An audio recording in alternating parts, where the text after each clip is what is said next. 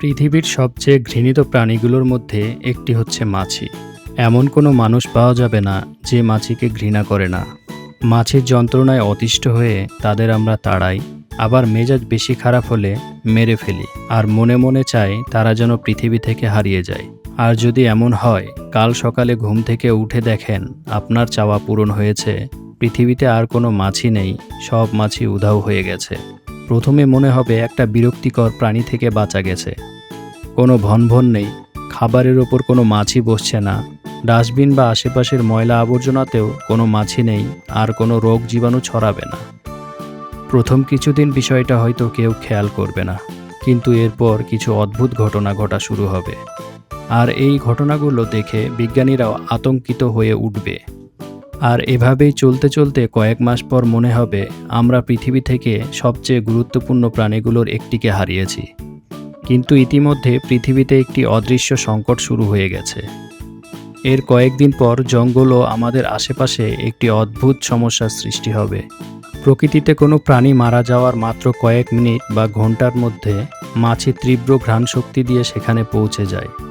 বিশেষ করে blue bottle বা গ্রিন বটল মাছিরা মৃতদেহের চোখ, নাক, মুখ ও ক্ষতস্থানে শত শত ডিম পাড়ে। ডিম ফুটে বের হয় লার্ভা, যাকে আমরা বলি ম্যাগট। এই ম্যাগটদের মুখে থাকে এক বিশেষ ধরনের পাচক রস বা এনজাইম। এরা এই রস মৃতদেহের ওপর ছড়িয়ে দিয়ে মাংসকে তরল বানিয়ে ফেলে এবং প্রগাস খেতে শুরু করে। হাজার হাজার ম্যাগটের এই দলবদ্ধ খাওয়ার কারণে মৃতদেহটি দ্রুত পচে মাটিতে মিশে যায়।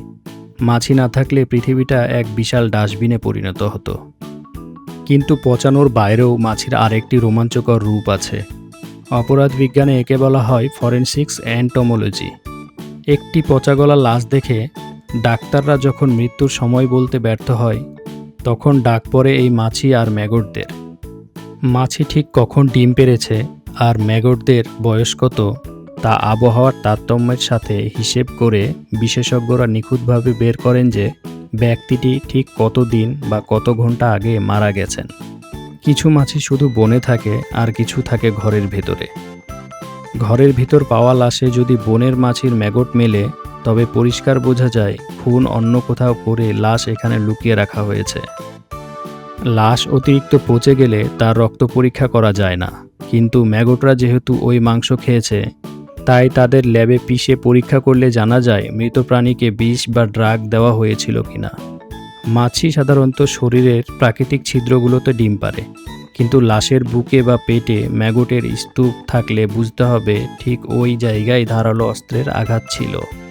আমরা সাধারণত ছোট প্রাণীগুলোকে বা রোগ জীবাণু ছড়ায় এমন প্রাণীগুলোকে তেমন গুরুত্বপূর্ণ মনে করি না, অথচ এই প্রাণীগুলোই পুরো বাস্তুতন্ত্রের রক্ষা করে চলে।